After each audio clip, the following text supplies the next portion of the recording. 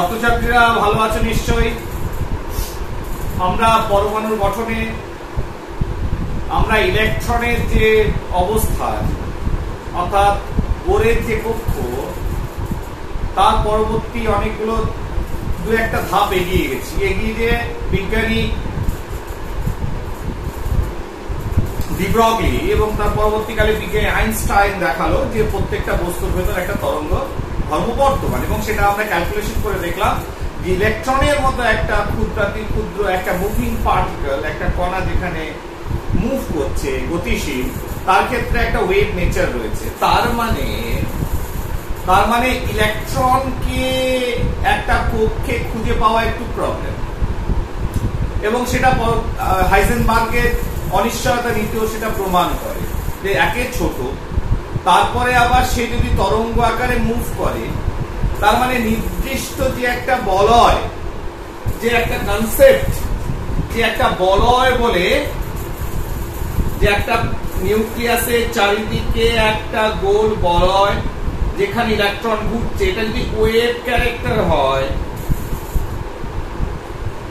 তাহলে একে একটু খুঁজে পাওয়া মুশকিল এই রেখা বরাবর। তার মানে ইলেকট্রনকে খুঁজে পেতে একটা রেখা বরাবর হাঁটলে হবে না, ইলেকট্রনকে আমি খুঁজে পাবো না।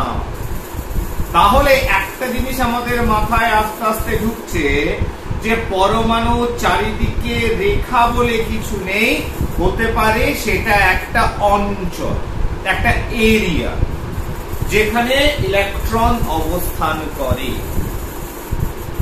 এই সেটা আমরা আস্তে আস্তে দেখব ঘটনাটা কোন দিকে গড়াচ্ছে।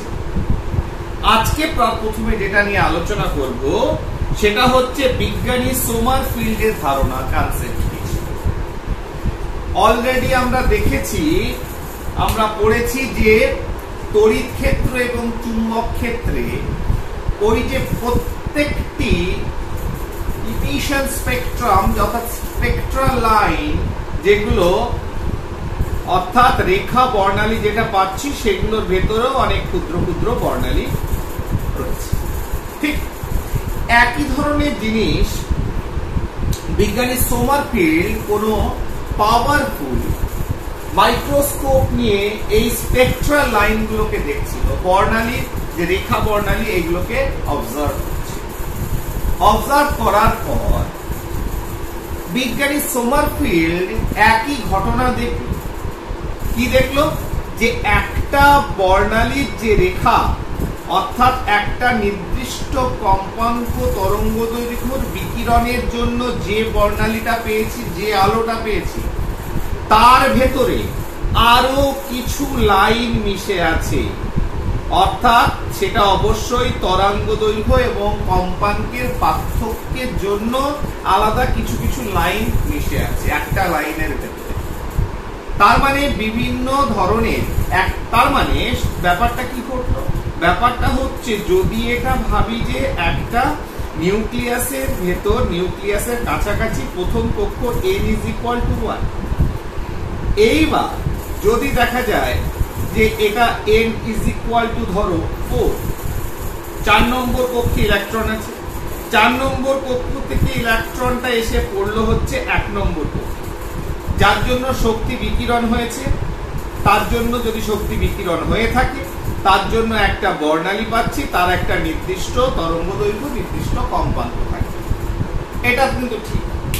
এইবার তার মানে যদি এটাকে যখন বিজ্ঞানী সোমারফিল্ড দেখলো যে এই রেখার সঙ্গে একসঙ্গে অনেকগুলো রেখার এটা একটা সমন্বয়, তাহলে যদি ভাবি দিস গ্রিন লাইন, এই রেখাটা ওখানে মিশে আছে, তাহলে বোঝা যাচ্ছে যে এই যে 4 নম্বর থেকে 1 নম্বর কক্ষে পড়লো, এটা বোরের যে কক্ষ, এনার্জি লেভেল, শক্তি স্তর, এই শক্তি স্তরের ভেতরেও আরেকটা কাছাকাছি কোন শক্তি স্তর রয়েছে, যে শক্তি স্তর থেকে ইলেকট্রন এই পর্যন্ত এসছে, যার জন্য আরেকটা রেখা পাচ্ছে।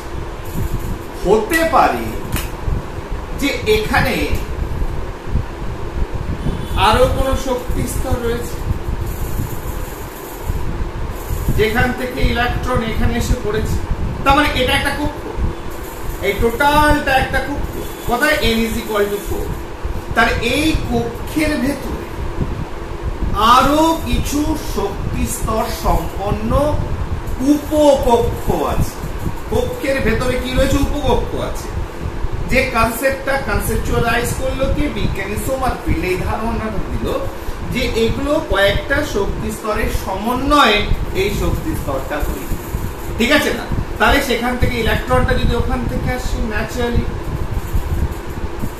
তার মানে কি এই তিনটে মিলে আমরা মনে করছিলাম যে এই টোটালটা হচ্ছে একটা রেখা, বর্ণালী। ক্লিয়ার? তাহলে প্রথম এই ধরনের শক্তি স্তরের ভেতর অনেকগুলো শক্তি স্তর বা যেটাকে বলা হয় উপশক্তি স্তর। তাহলে এই উপশক্তি স্তরের যে ধারণা, ঠিক আছে, এটাকে বড় করে লিখি। তাহলে বিজ্ঞানী সোমারফিল্ড আমাদের প্রথম ধারণা দিল যে সেখানে একটা শক্তি স্তরের ভিতর উপশক্তি স্তর থাকতে পারে যাদের শক্তি আলাদা আলাদা, যাদের শক্তি কেমন? ডিফারেন্ট। ক্লিয়ার? তাদের শক্তি কিন্তু কাছাকাছি, যেহেতু তারা 4 নম্বর কক্ষের অন্তর্গত। তাহলে উপশক্তি স্তর কিসের ভিতর অন্তর্গত? এটা কোনো একটা শক্তি স্তরের অন্তর্গত। তাহলে একটা শক্তি স্তরের ভেতরে উপশক্তি স্তর থাকতে পারে। কে বললো? ধারণাটা কে দিল? বিজ্ঞানী সোমারফিল্ড। ক্লিয়ার?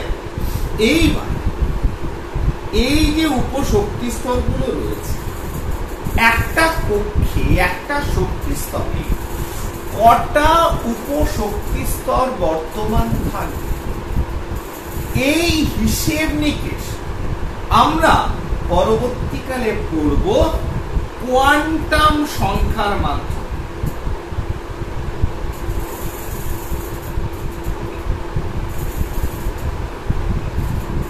তাহলে একটা শক্তি স্তরের ভেতর উপশক্তি স্তর, ইংরেজিতে বলছে সাব অরবিট। তাহলে এই যে অরবিটের ভেতরে সাব অরবিট থাকতে পারে, এই কনসেপ্টটা বিজ্ঞানী সোমারফিল্ড দিল, ফাইন। এবার একটা শক্তি স্তরে একটা অরবিটের ভেতর কটা সাব অরবিট থাকবে, কটা উপশক্তি স্তর থাকবে বা উপকক্ষ থাকবে, কক্ষের ভেতরে কটা উপকক্ষ থাকবে, তাহলে এটাকে আরেকটা লিখি, এটা কি বলতে পারি? উপকক্ষ। তাহলে কক্ষের ভেতরে কি থাকে? উপকক্ষ, সাব অরবিট। ঠিক আছে, উপকক্ষ বলতে পারি। তাহলে এই যে উপকক্ষ সাব অরবিট কটা থাকবে তার যে হিসেব নিকেশ, সেটা আমরা কোয়ান্টাম সংখ্যার মাধ্যমে পাই। কোয়ান্টাম সংখ্যা এটা কোন বিষয় নিয়ে পড়াশোনা করলে এগুলো জানা যাবে বা কোন বিষয়টা এটাকে হ্যান্ডেল করে, সেটা হচ্ছে কোয়ান্টাম বলবিদ্যা বা কোয়ান্টাম মেকানিক্স। কোয়ান্টাম মেকানিক্স বা ওয়েভ মেকানিক্স, তরঙ্গ বলবিদ্যা। তাহলে এই কোয়ান্টাম নাম্বার, সেটা হিসেব নিকেশ যা হবে আমরা পরবর্তীকালে আস্তে আস্তে সেটাকে দেখব, সেটা কোয়ান্টাম মেকানিক্সের অন্তর্গত। যখন আমরা ইলেকট্রনকে চিনব কোয়ান্টাম মেকানিক্স বা ওয়েভ মেকানিক্স, বাংলায় বলছি কোয়ান্টাম বলবিদ্যা বা তরঙ্গ বলবিদ্যা দিয়ে, তখন এই কোয়ান্টাম সংখ্যা এবং একটা কক্ষের ভেতর বিজ্ঞানী সোমারফিল্ড যে বললো উপকক্ষ বর্তমান, অর্থাৎ একটা শক্তি স্তরের ভিতর যে উপশক্তি স্তর কিছু বর্তমান, যেটা বিজ্ঞানী নীল বোরে লাইন স্পেক্ট্রা রেখা বর্ণালীর ভিতরে অনেকগুলো রেখা পাওয়া গেছে, সেটা প্রমাণিত, সেটাকে ব্যাখ্যা করে। ঠিক আছে, সেটা আমরা পরবর্তীকালে করব। এবং এই যত ক্যালকুলেশন ভবিষ্যতে হবে এবং আরো নতুন নতুন কনসেপ্ট আসবে ওয়েভ মেকানিক্সে বা কোয়ান্টাম মেকানিক্সে, সেটা একটা বিখ্যাত বিজ্ঞানী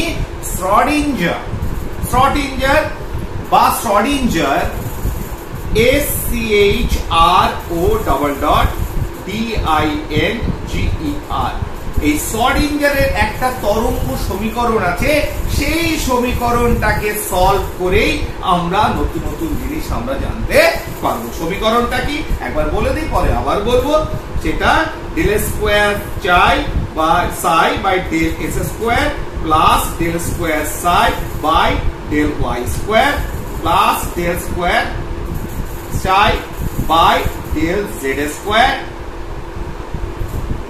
plus 8 pi square M E minus V psi by 8 is equal to 0। তাহলে এই যে সমীকরণ, এই সমীকরণটা সলভ করেই এই কোয়ান্টাম সংখ্যা এবং আরো কিছু স্ট্রাকচার, আরেকটা জায়গা আমরা পরে বলছি, এরপরে জি1 এফেক্টে, তারপরে সেটারও মানে অর্থাৎ উপকক্ষ কটা থাকবে না থাকবে কি বৃত্তান্ত, সেগুলো সব হিসেব নিকেশ করবো আমরা।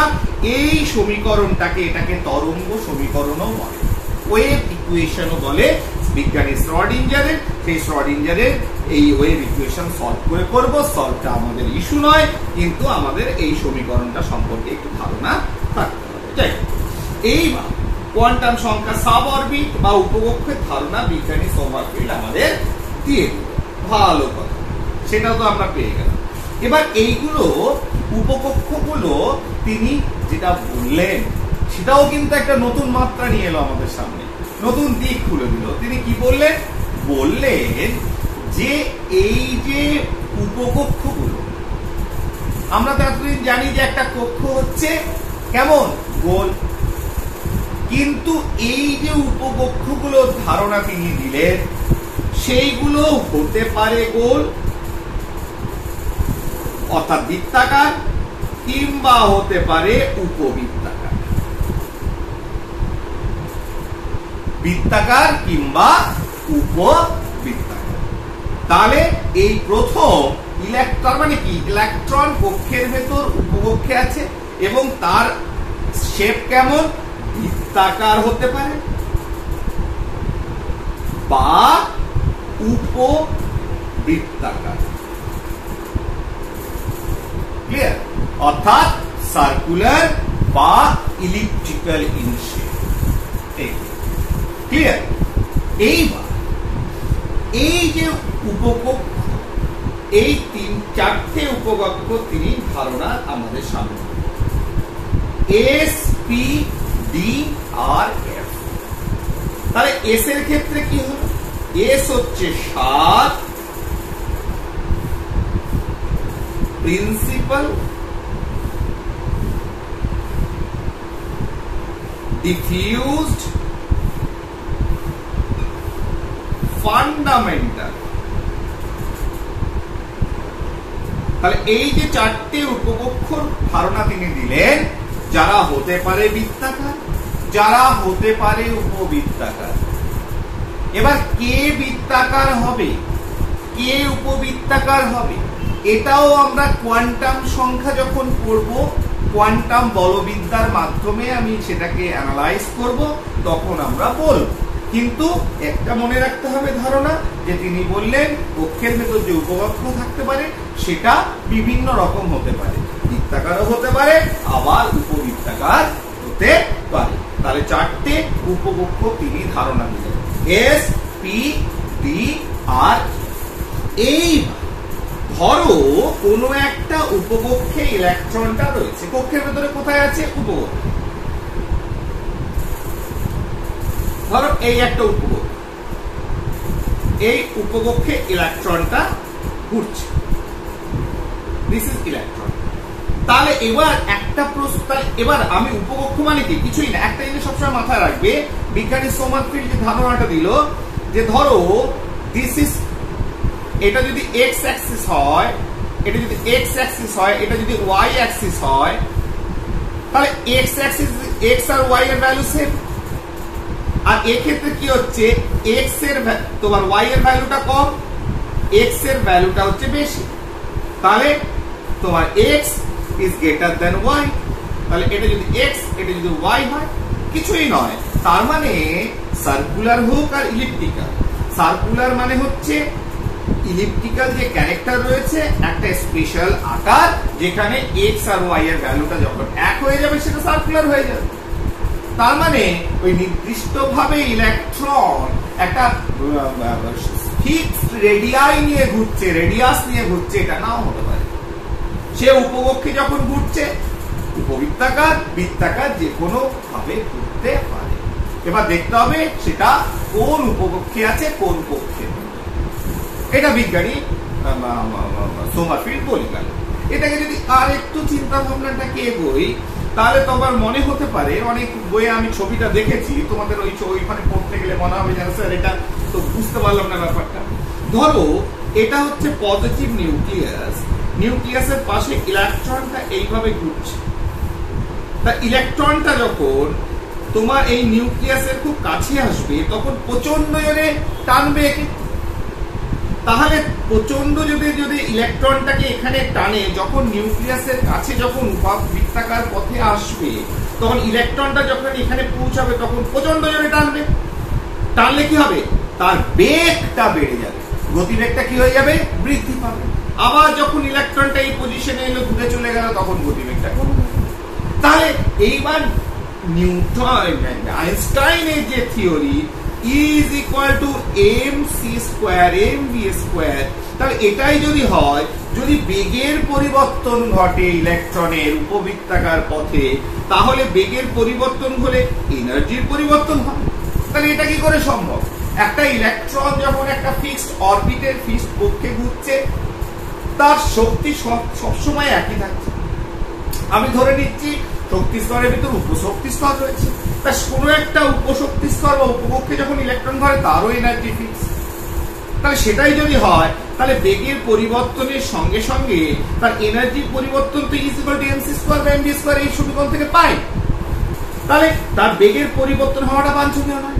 সেটা করা যাতে না হয়, তাহলে সেক্ষেত্রে একটা নতুন কনসেপ্ট এলো, কি বিজ্ঞানী সোমারফিল্ড দিল, সেটা হচ্ছে ইলেকট্রন তার বারে বারে তার দিক পরিবর্তন করে। দিক পরিবর্তন করতে গেলে কি হবে? তার অ্যাক্সিস গুলো যেটা এক্স ওয়াই ছিল, তার মানে দিক পরিবর্তন করা মানে কি? উল্টে যাওয়া মানে কি? কখনো এক্সটা ওয়াই হচ্ছে, ওয়াইটা এক্স হচ্ছে। তার মানে এই যে পরিবর্তনের যে এফেক্ট, ভেলোসিটি বেগ পরিবর্তনের যে এফেক্ট, সেটা আর পড়ছে না। টোটাল এনার্জি সেটা ফিক্স থেকে যাচ্ছে। তার মানে বারে বারে তার অক্ষের সে পরিবর্তন করছে। ক্লিয়ার? তাহলে এই হলো বিজ্ঞানী সোমারফিল্ডের উপশক্তি স্তরের ধারণা। এবং তিনি বললেন যে এনার্জি শক্তির দিক থেকে F is greater than D than P than S। তাহলে সব থেকে এনার্জি F এর than D than P than S। তাহলে আমরা একটা নতুন মাত্রা, নতুন জায়গায় চলে গেলাম। সেটা হচ্ছে একটা নতুন দিক পেলাম, সেটা হচ্ছে যে কক্ষের ভেতর উপকক্ষ বর্তমান যদি হয়, এবং সেইগুলোর আকার বৃত্তাকারও হতে পারে বা উপবৃত্তাকারও হতে পারে। তার মানে একটা জিনিস পরিষ্কার প্রমাণিত হলো যে এটা যদি নিউক্লিয়াস হয়, নিউক্লিয়াসের বাইরে যদি একটা কক্ষ আমি কল্পনা করি, ধরো এটা হচ্ছে ফার্স্ট অরবিট, এটা ধরো সেকেন্ড অরবিট, তাহলে সেকেন্ড অরবিট যদি এটা হয়, তাহলে এর ভিতর তো উপকক্ষ আছে, থাকতে পারে। কটা থাকবে না থাকবে এটা quantum mechanics, Schrodinger wave equation solve করে আমরা কোয়ান্টাম নাম্বারের সাহায্যে দেখছি, সব হিসেব নিকেশ একদম পরিষ্কার হয়ে যাবে। কিন্তু এখন পর্যন্ত যেটা ধারণা, তাহলে ইলেকট্রনটা যদি এই কক্ষপথ নিয়ে ঘোরে, এর ভিতর যদি উপকক্ষ থাকে, সেটা হতে পারে বৃত্তাকার, হতে পারে উপবৃত্তাকার। তাহলে এটা বৃত্তাকার উপবৃত্তাকার যদি দুটোই পসিবল হয়, তাহলে ইলেকট্রনটা একটা নির্দিষ্ট রেখা বরাবর হবে না, থাকবে না। তাহলে আমি বলতে পারি যে কি, যে ইলেকট্রনটা একটা নির্দিষ্ট অঞ্চল বরাবর রয়েছে। তাহলে একটা কনফার্মেশন আমি পেলাম যে নিউক্লিয়াসের চারিদিকে ইলেকট্রনটা যেটা কক্ষের ধারণা এতদিন ছিল, সেটা অ্যাকচুয়ালি কোনো কক্ষ বা কোনো রেখা নয়, কোনো নির্দিষ্ট মোরামের রাস্তা নয়। যে রাস্তা দিয়ে ইলেকট্রন যাচ্ছে সেটা একটা এলাকা, সেটা একটা অঞ্চল যেখানে ইলেকট্রন থাকে। তাই ইলেকট্রনকে খুঁজে পাওয়া একটু সত্যিকারেই মুশকিল। ক্লিয়ার? তাহলে এই পর্যন্ত আমরা বিজ্ঞানী সোমারফিল্ড যতটা তোমাদের বোধগম্য হয়, এরপরে তো তোমার অনার্স লেভেলে যে আরো আলোচনা আছে কোয়ান্টাম মেকানিক্স এর আরো অনেক বিস্তার লাভ করবে, সেখানে আরো বেশি ইকুয়েশন সেন্টার গুলো থাকবে। তো ওই দিকে না যে তাহলে আমরা এখানে উপকক্ষের যে ধারণা বিজ্ঞানী সোমারফিল্ড দিল সেটা আমরা পেয়েছি। এরপর এই ধারণার পর বিজ্ঞানী জিম্যান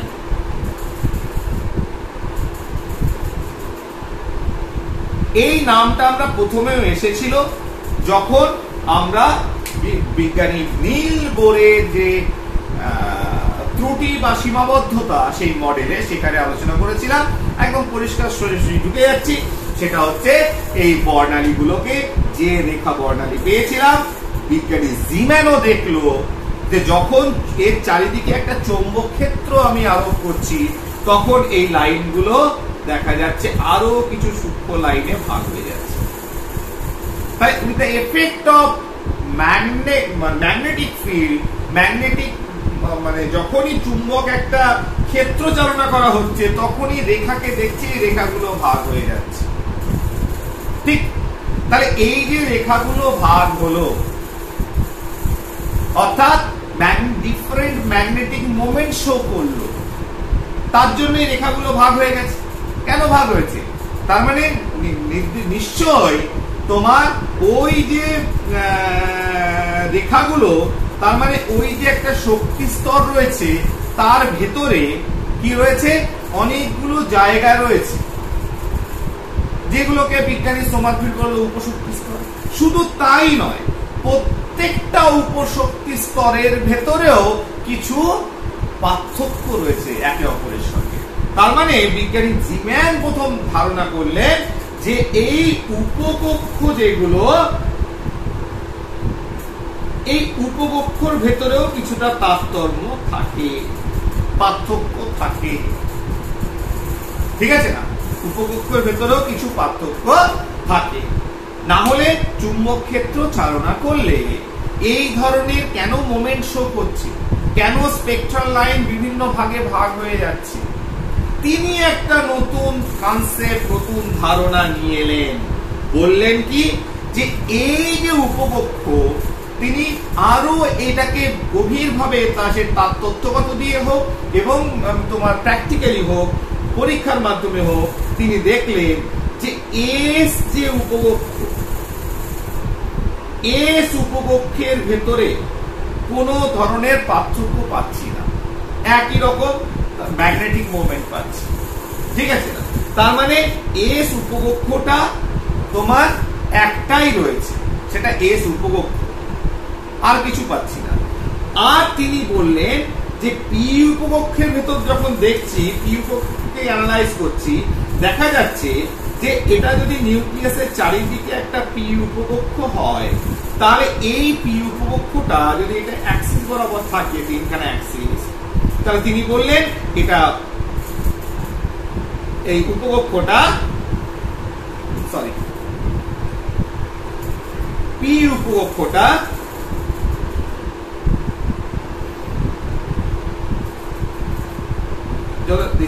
এইভাবে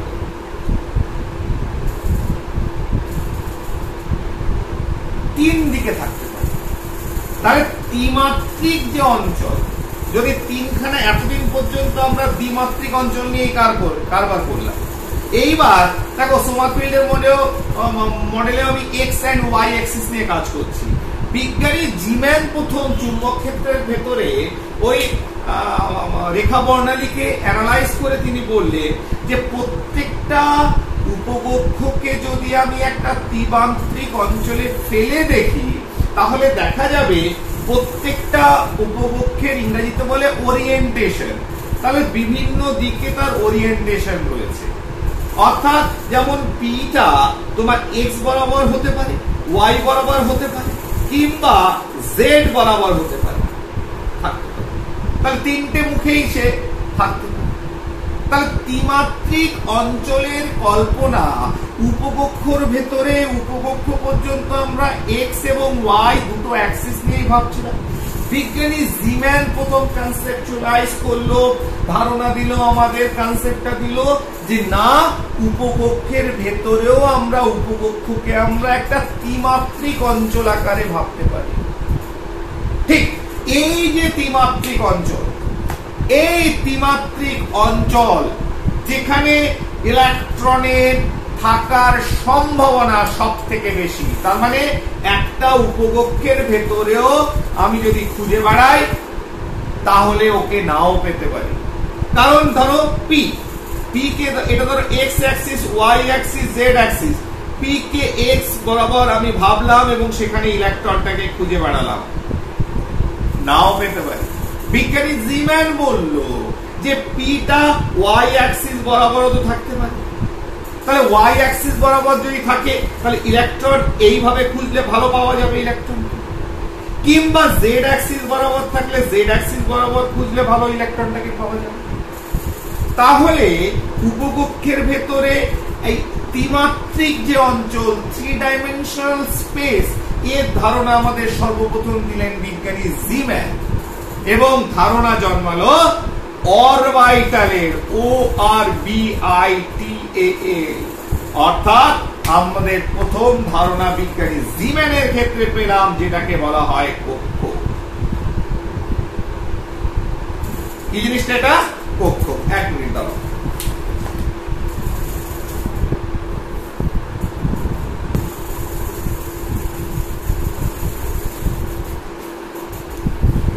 সরি স্টুডেন্টস, তো যাই হোক, তাহলে এই যে কক্ষকে যে ধারণা বিজ্ঞানী জিম্যান দিল,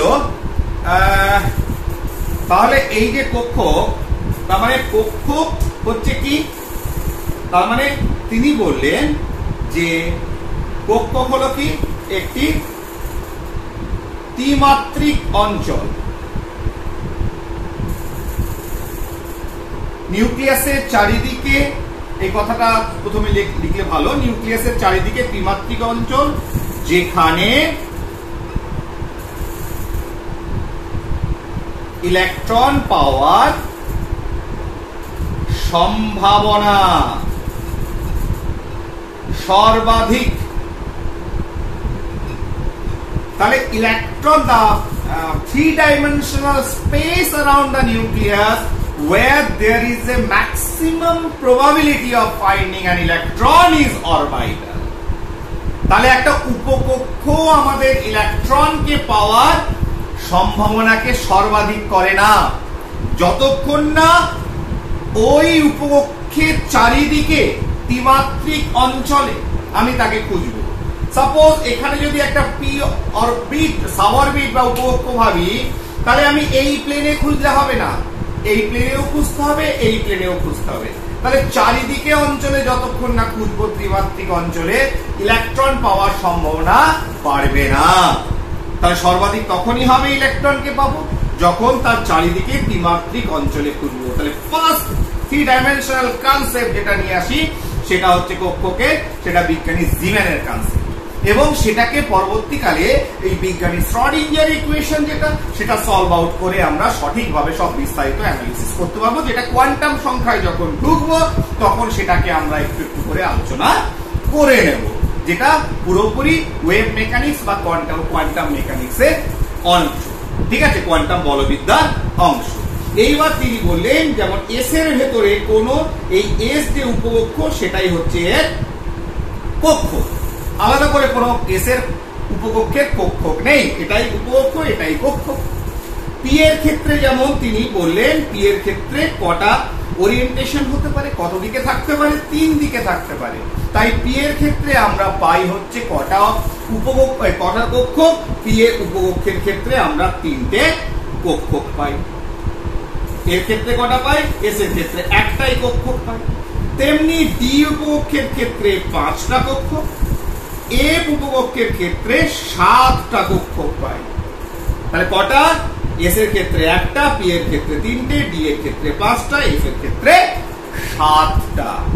এবার এই যে চুম্বক ক্ষেত্রে চালনা করলে তিনি যে হিসেব নিকেশ গুলো দিলেন সেটা পরবর্তীকালে কোয়ান্টাম মেকানিক্সের সাহায্যে আমরা এগুলোকে সলভ আউট করব এবং দেখব যে এই কক্ষগুলো যেগুলো তিনি কথা বললেন বিজ্ঞানী জিম্যান, উপকক্ষের ভেতরে যে অংশটা, ত্রিমাত্রিক অঞ্চলটা উপকক্ষের ভেতরে, যেটাকে তিনি কক্ষ বলছেন, যেখানে ইলেকট্রন পাওয়ার সম্ভাবনা সর্বাধিক, তাই এই কক্ষগুলোর স্ট্রাকচার, শেপ কেমন হবে, আকার কেমন হবে, সেগুলো সবই আমরা দেখব কোয়ান্টাম সংখ্যা যখন পড়বো। সেটা হচ্ছে আমাদের নেক্সট পার্ট, খুব ইন্টারেস্টিং পার্ট, কোয়ান্টাম সংখ্যা। এবং এই কক্ষগুলোর তাদের শেপ কেমন হবে, আকার কেমন হবে, আকৃতি কেমন হবে, ঠিক আছে না? সেই আকৃতিগুলো, শেপগুলো, ঠিক আছে, আকৃতিগুলো কেমন হবে না হবে সেগুলো আমরা দেখব। ক্লিয়ার? এইবার তার মানে একটা জিনিস একদম পরিষ্কার করে দিই জলের মতো, যে কোন একটা স্টুডেন্ট, ধরো ইউ আর এ স্টুডেন্ট, তোমরা পড়ছো, তোমরা সবাই ছাত্র বা ছাত্রী, তা তোমাদের যদি খুঁজতে হয়, তাহলে যদি কেউ বলে this is your school, this is your school, তাহলে এটা কি তোমাদের স্কুল? এই স্কুল বিল্ডিং এ তোমার পাওয়ার সম্ভাবনা মিনিমাম, তোমাকে স্কুলে কোথাও খুঁজে পাবে না। তাহলে এই স্কুলটাই যদি তুমি ভাবি যে একটা কক্ষ, তাহলে তো সরি, এটা একটা পরমাণু, তাহলে স্কুলটা যদি একটা পরমাণু, তোমার এই পরমাণুর ভেতরে ইলেকট্রন পাওয়ার সম্ভাবনা খুব কম। পরমাণুর ভেতরে কোথায় খুঁজবে, ঠিক না? বা পরমাণুর ভেতরে নিউক্লিয়াস বাদ দিয়ে যে অংশটা, সেটা তোমার যদি স্কুল হয়, সেখানে ইলেকট্রন পাওয়া খুব মুশকিল। তাহলে এবার এই বিল্ডিংটাকে ধরো তুমি তিনটা, ধরো এই বিল্ডিংটা 4 তলা রয়েছে বা 5 তলা 6 তলা যাই হোক না, এটা হচ্ছে ফার্স্ট ফ্লোর, এটা সেকেন্ড ফ্লোর, এটা থার্ড ফ্লোর, এটা ফোর্থ ফ্লোর। তাহলে এই ফ্লোর গুলোকে পরমাণুর কক্ষ আকারে যদি ভাবো, যেটা বোরের নিউক্লিয়াস, তাহলে নিউক্লিয়াস, তাহলে এই, তাহলে এবার তোমার ঠিকানাটা অনেকটা মজবুত হলো, যে তুমি একজন ছাত্র বা ছাত্রী, তোমাকে খুঁজতে স্কুলে এলো, মুশকিল ব্যাপার, খুঁজে পাওয়া খুব মুশকিল। তাহলে কেউ বললো যে আচ্ছা ওকে খুঁজছেন তো, তাহলে ওকে যে দেখুন দোতলায় আছে, তাহলে দোতলা যে কক্ষটা রয়েছে, তাহলে সেকেন্ড অরবিটে যদি আমি খুঁজি, তাহলেও তোমার খুঁজে পাওয়া ম্যাক্সিমাম হলো না, খুঁজে পাওয়া খুব মুশকিল।